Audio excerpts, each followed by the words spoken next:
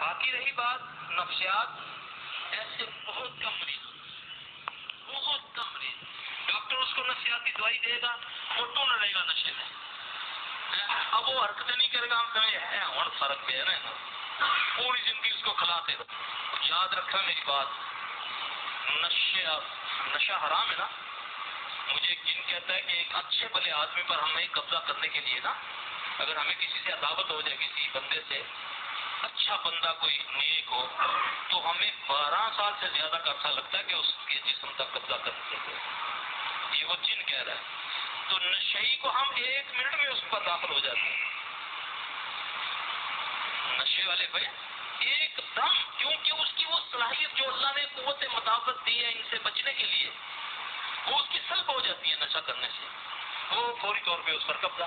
اب ہمارے پاس مریض آتے ہیں، لوگ بیچارے، ہمارے پاس وہ لوگ آتے ہیں جو ساری دنیا سے رگڑا کھا کے نا پھر ہمارے پاس آتے ہیں، جب وہ ڈاکٹروں سے، حکیموں سے، پیروں سے سب کچھ کر کرا کے پھر آتے ہیں، پھر اللہ کی مرضی وہ شفا دے یا نہ دے، تو ہم تو اپنی کسر نکال لیتے ہیں کہ ان کو تبلیغ کر دیتے ہیں، جو اللہ کی توفیق ہے توحید و رسالت ان کے دل میں ڈال دیتے ہیں۔ اللہ اپنا فضل فرمائے میرا بھائی، یہ شیطان ہے، اللہ نے اس کو کہا یہ عدو مبین ہے، اللہ نے اس کو قوت دی ہے، اللہ نے کہا جب تجھے میں نے مہلت دی ہے قیامت تک کے لیے۔ اور ایک اور میں بات بتا دوں، اچھا میں پوچھتا ہوں، یہ حضرت علی رضی اللہ عنہ کس نے پوچھا نا کہ ہمیں کیسے پتا چلے یہ مصیبت ہماری پکڑ ہے یا آزمائش ہے، تو فرمایا جو بیماری یا مصیبت تجھ کو اللہ سے دور کر دے وہ تیری پکڑ ہے، جو اللہ کے قریب کر دے وہ تیری آزمائش ہے۔ ٹھیک ہے، تو میرا بھائی بیماری یا مصیبت میں کیا کرنا چاہیے؟ وَاسْتَعِينُوا بِالصَّبْرِ وَالصَّلَاةِ، جتنے زیادہ استغفار، جتنے زیادہ سجود ہوں گے، اللہ کی قسم اتنی جلدی مصیبتیں دور جائیں گی، اتنی جلدی بیماریاں دور ہوں گی۔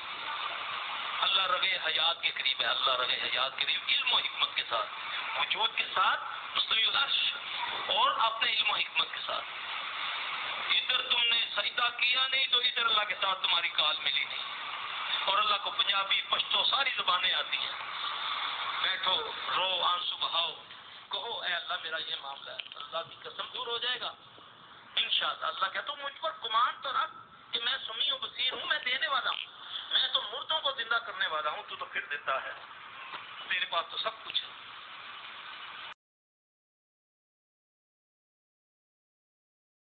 اعوذ باللہ من الشیطان الرجیم۔ اللہ لا الہ الا هو الحی القیوم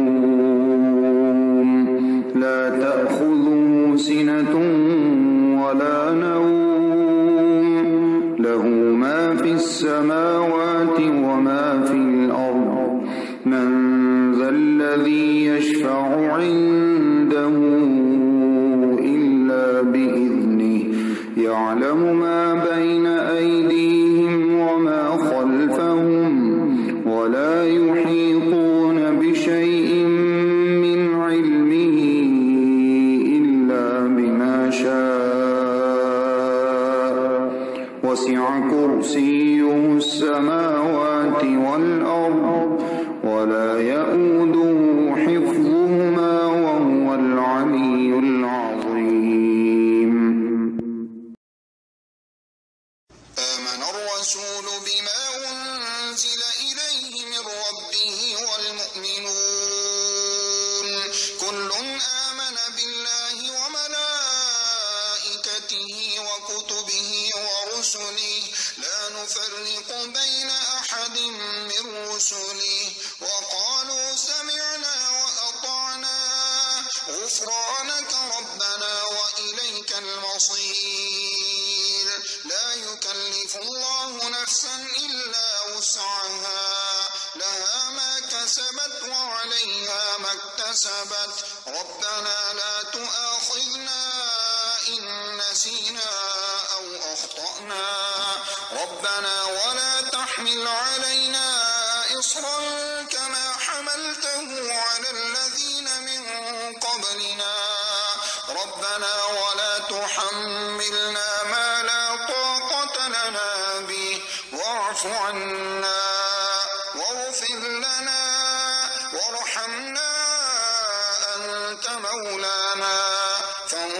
فانصرنا على القوم الكافرين. بسم الله الرحمن الرحيم.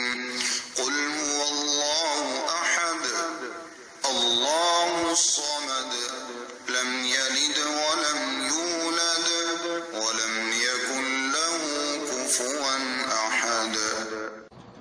بسم الله الرحمن الرحيم.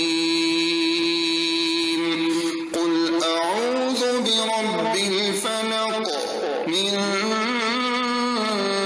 شر ما خلق ومن شر غاسق إذا وقب ومن شر النفاثات في العقد ومن شر حاسد إذا حسد.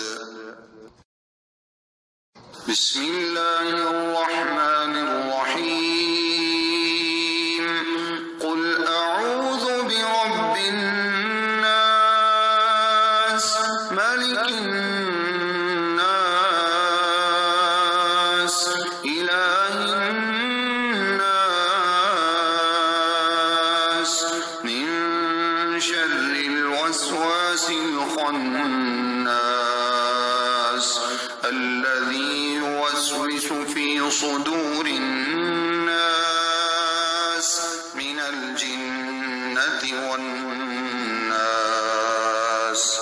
أستغفر الله العظيم الذي لا إله إلا هو الحي القيوم وأتوب إليه.